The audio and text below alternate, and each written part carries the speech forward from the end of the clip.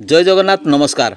आसंतु नजर पकेबा आज Mayurbhanj जिलार top news update कौन सब रही किंतु ता पूर्व आपण मानक गोटे अनुरोध भिडियोटी को शेष पर्यंत देखि आपणकर सुचिंतित मतामत दिंतु एवं भिडियोटी को लाइक करंतु। आज प्रथम खबर बड़साई थाना दुर्गापुर पंचायत अधीन दलकी ग्राम में जैनिक 15 वर्षा नाबालिकांकर विवाह होउथबार खबर पाई बड़साई पुलिस समेत सीडीपीओ प्रमुख मिलित भाव में चढ़ाऊ करने घटना शुक्रवार राति 11:30 मामला रुजु कला बड़साई पुलिस। एतला कारिणी बड़साई सीडीपीओ अभियोग मुताबक दलकी ग्राम में जैनिका 15 वर्षा नाबालिकांकर विवाह कर खबर पाई ऑनलाइन रे अभियोग कर सीडीपीओ एवं बड़साई पुलिस सहायतार दलकी ग्राम में चढ़ाऊ कर नाबालिका उद्धार करते एने बड़साई सीडीपीओ एतला क्रमे बड़साई पुलिस शुक्रवार राति 11:30 224 नंबर एक मामला रुजु कर अधिक तदंत आरंभ कर बड़साई पुलिस।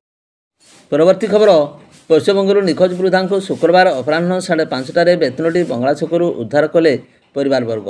सूचना मुताबक पश्चिमबंग गोपीवल्लभपुर अंचल दिलीप पात्र स्त्री बासंती पात्र मानसिक स्थिति अस्वाभाविक थिबारु से घर पलाई आसते।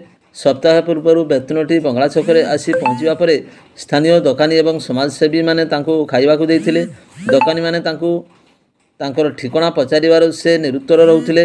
या परे गुरुवार राति दोकानी लिपुन साहू को निजर नाम एवं ठिकଣା जणाइबा परे बेतनटी सांबादिक संघर सहित जोगाजोग करी बासंती देइथिबा ठिकଣାरे बासंतीर फोटो पठा जाइथिला। सेटारे बासंतीर परिवारवर्ग बासंती को चिन्हट करिबा परे शुक्रवार अपराह्न बासंती को घर लोक माने बंगला छकरे पहुंची तांको उद्धार करी सांगरे नैथिले।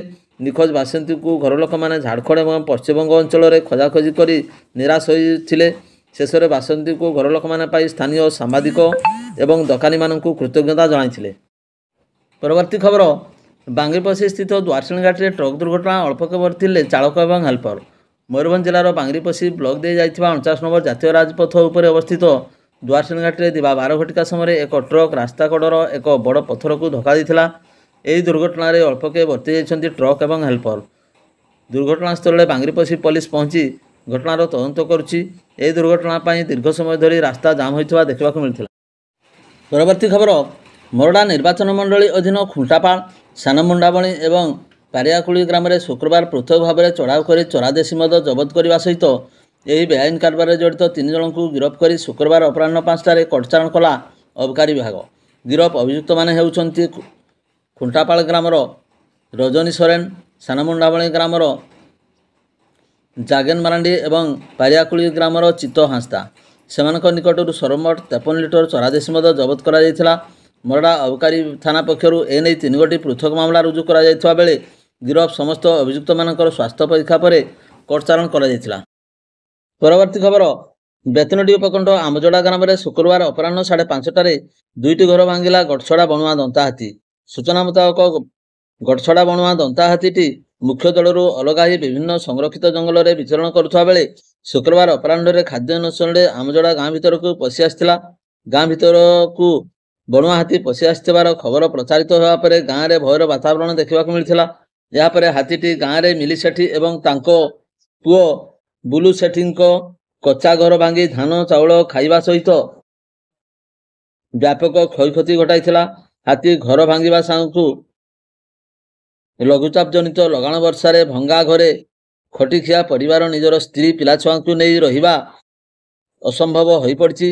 हाथी घर भांगिबा परे वन विभाग कर्मचारी माने हाथीटी को कुचला खुंटा मुहा अग्रसर कराइछन्ति। परवर्ती खबर जिले में आसंता 7 तारिख जाए पवन वर्षा सह वज्रपात हेबा नहीं आंचलिक पाणीपाग विभाग पक्षर येलो वार्निंग जारी।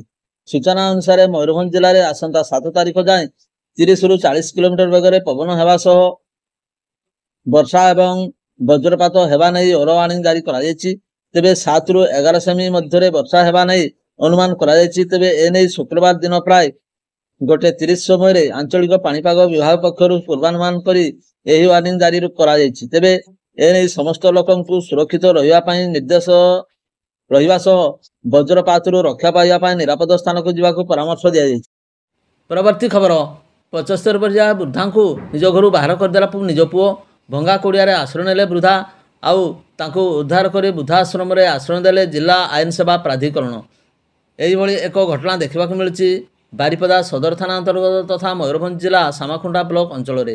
ଏହି ବ୍ଲକର ସିନ୍ଦୁରଗୌରା ଅଞ୍ଚଳର ମୁଖ ମହାନ୍ତ ନାମକ ଜଣେ 75 ବର୍ଷିଆ ବୃଦ୍ଧା ତାଙ୍କୁ ତାଙ୍କ ପୁଅ ନିଜ ଘରୁ ବାହାର କରିଦେଇଥିଲେ।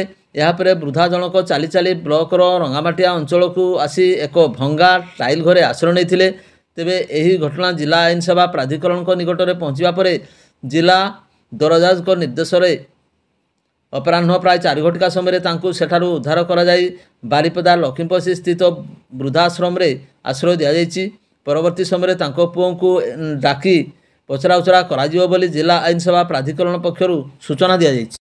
ପରବର୍ତ୍ତୀ ଖବର, ଡାକ୍ତରଖାନାରେ ଚିକିତ୍ସିତ ହେଉଥିବା ଜଣେ ଯୁବକର ମୃତଦେହ ଡାକ୍ତରଖାନା ବାହାରେ ଏକ ଗଛରେ ଝୁଲୁଥିବା ଦେଖିବାକୁ ମିଳିଥିଲା। କରଞ୍ଜିଆ ବ୍ଲକ ତାଟ ପଞ୍ଚାୟତ ପାକୁଟସାହି ଗାଁର 22 ବର୍ଷ ଯୁବକ ଲକ୍ଷ୍ମଣ ହ କିଛି ଦିନ ହେବ ତାଟ ଗୋଷ୍ଠୀ ସ୍ୱାସ୍ଥ୍ୟ କେନ୍ଦ୍ରରେ ଚିକିତ୍ସିତ ହେଉଥିଲା।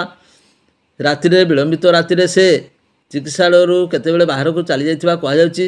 ସକାଳେ ତା'ର ପରିବାର ଲୋକମାନେ ସେ ଚିକିତ୍ସାଳୟ ଛାଡ଼ି କୁଆଡ଼େ ଚାଲିଯାଇଥିବାରୁ ତାକୁ ଖୋଜାଖୋଜି କରିଥିଲେ। ତେବେ ତା ନିକଟରେ ତା'ର ମୋବାଇଲ ଥିବାରୁ ପରିବାର ଲୋକମାନେ ମୋବାଇଲ ଫୋନକୁ ଫୋନ କରିଥିଲେ।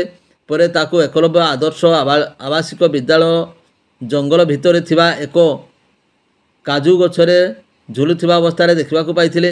ପରିବାର ଲୋକମାନେ ଏ ନେଇ କରଞ୍ଜିଆ ଥାନାକୁ ଖବର ଦେଇଥିଲେ ଏବଂ ପୁଲିସ ଘଟଣାସ୍ଥଳରେ ପହଞ୍ଚି ଶବକୁ ଓହ୍ଲାଇଥିଲେ। ତେବେ ପରିବାର ଲୋକମାନେ ଏହା ଏକ ସୁଚିନ୍ତିତ ହତ୍ୟାକାଣ୍ଡ ବୋଲି କହି 220 ନମ୍ବର ଜାତୀୟ ରାଜପଥ ଅବରୋଧ କରିଥିଲେ। ରାସ୍ତାର ଉଭୟ ପାର୍ଶ୍ୱରେ ଶତାଧିକ ଗାଡ଼ି ଛିଡ଼ା ହୋଇଥିବାରୁ ଏହି ରାସ୍ତାରେ ଯାତାୟାତ କିଛି ସମୟ ପାଇଁ ବନ୍ଦ ହୋଇଯାଇଥିଲା।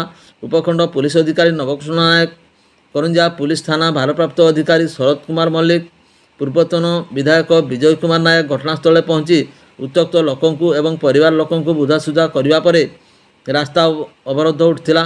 କରଞ୍ଜିଆ ପୁଲିସ ଉପଖଣ୍ଡ ଚିକିତ୍ସାଳୟକୁ ଶବ ବ୍ୟବଚ୍ଛେଦ ପାଇଁ ପଠାଇ ଶବ ବ୍ୟବଚ୍ଛେଦ କରି ପରିବାରବର୍ଗଙ୍କୁ ହସ୍ତାନ୍ତରିତ କରିଥିଲେ। ପରବର୍ତ୍ତୀ ଖବର, ବିଜେପିର ମିଶ୍ରଣ ପର୍ବ। ବାଙ୍ଗିରିପୋଷି ନିର୍ବାଚନ ମଣ୍ଡଳୀ ଅନ୍ତର୍ଗତ ସାମାଖୁଣ୍ଟା ବ୍ଲକ ରଙ୍ଗାମାଟିଆ କଲ୍ୟାଣ ମଣ୍ଡପ ବାଙ୍ଗିରିପୋଷି ବିଧାୟିକା ସଞ୍ଜଳି ମୁର୍ମୁଙ୍କ ନେତୃତ୍ୱରେ ବିଜେପି ପୂର୍ବଭାଗ ଜିଲ୍ଲା ସଭାପତି ନିହାର ମୋଦିଙ୍କ ପୌରୋହିତ୍ୟରେ ଶୁକ୍ରବାର ଅନୁଷ୍ଠିତ ହୋଇଯାଇଛି। ଏଥିରେ ବିଜେଡି ସମର୍ଥକ 7 ଜଣ ସରପଞ୍ଚ, 7 ଜଣ ପଞ୍ଚାୟତ ସମିତି ସଦସ୍ୟଙ୍କ ସମେତ ପୂର୍ବତନ ସରପଞ୍ଚ, ନାୟବ ସରପଞ୍ଚ, ପଞ୍ଚାୟତ ସମିତି ସଦସ୍ୟ ଏବଂ ଅନେକ ସଂଗଠନର ନେତା, କର୍ମୀ, ସମାଜସେବୀ ପ୍ରମୁଖ ଶତାଧିକ ସଂଖ୍ୟାରେ ବିଜେପିରେ ସଦସ୍ୟତା ଅଂଶଗ୍ରହଣ କରିଛନ୍ତି। ବିଜେପିର ସଦସ୍ୟତା ଅଂଶଗ୍ରହଣ କରିଥିବା ସରପଞ୍ଚଙ୍କ ମଧ୍ୟରେ ଗୌରମୋହନ ସିଂ, ଶ୍ୟାମସୁନ୍ଦର ସିଂ, ଶକୁନ୍ତଳା ବିଶ୍ୱାଳ, ସୁନାମଣି ସିଂ ଓ ଆକାଶ ସିଂଙ୍କ ସହିତ ପଞ୍ଚାୟତ ସମିତି ସଦସ୍ୟଙ୍କ ମଧ୍ୟରେ ବରୁଣ ମହାନ୍ତ, ମନୋଜ ଦାସ, ବାଇଧର ସିଂ, ଲଳିତା ମୁଣ୍ଡା, ଲକ୍ଷ୍ମୀ ମହାନ୍ତଙ୍କ ସହ ବାଲିଡିହା ପଞ୍ଚାୟତର ସମ୍ପାଦକ ଓ ସଭାପତି ଏବଂ ଭାଲୁକି, ସାମାଖୁଣ୍ଟା, ପାଇକବସା, ସିନ୍ଦୁରଗୌରା, କଳାପଥର, ଖାଣ୍ଡିଆ, ବାଲିଡିହା ଏବଂ ଶିରିଷବଣି ଆଦି ଅଞ୍ଚଳର ଶତାଧିକ ନେତା କର୍ମୀ ରହିଛନ୍ତି। ସେମାନଙ୍କୁ ଦଳୀୟ ଟୋପି ଓ ଉତ୍ତରୀୟ ଦିଆଯାଇଥିଲା।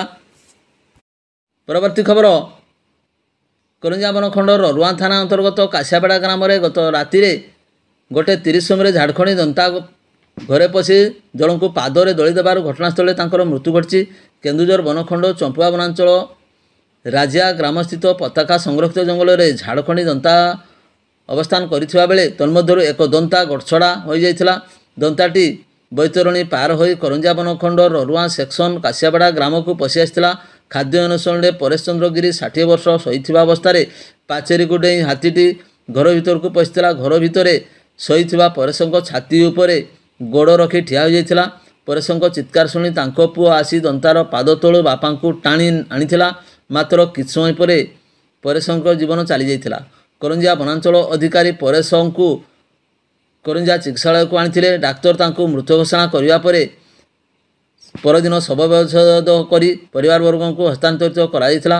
ବିଭାଗ ପକ୍ଷରୁ ପରେଶଙ୍କ ପରିବାରକୁ 1 ଲକ୍ଷ ଟଙ୍କା ପ୍ରଦାନ କରାଯିବା ପାଇଁ ବ୍ୟବସ୍ଥା ହୋଇଥିବା ବେଳେ ଉତ୍ତରାଧିକାରୀ ପ୍ରମାଣପତ୍ର ଦାଖଲ କରିବା ପରେ ବକେୟା 9 ଲକ୍ଷ ଟଙ୍କା ପ୍ରଦାନ କରାଯିବ ବୋଲି ବନଖଣ୍ଡ ଅଧିକାରୀ ଦାୟିତ୍ୱରେ ଥିବା ଜୟପୁର ବନ୍ୟପ୍ରାଣୀ ବନଖଣ୍ଡର ଉପନିର୍ଦ୍ଦେଶକ ପ୍ରଶାନ୍ତ ପଟେଲ ପ୍ରକାଶ କରିଛନ୍ତି। ଭିଡ଼ିଓଟିକୁ ଶେଷ ପର୍ଯ୍ୟନ୍ତ ଦେଖିଥିବାରୁ ଆପଣଙ୍କୁ ଅଶେଷ ଧନ୍ୟବାଦ।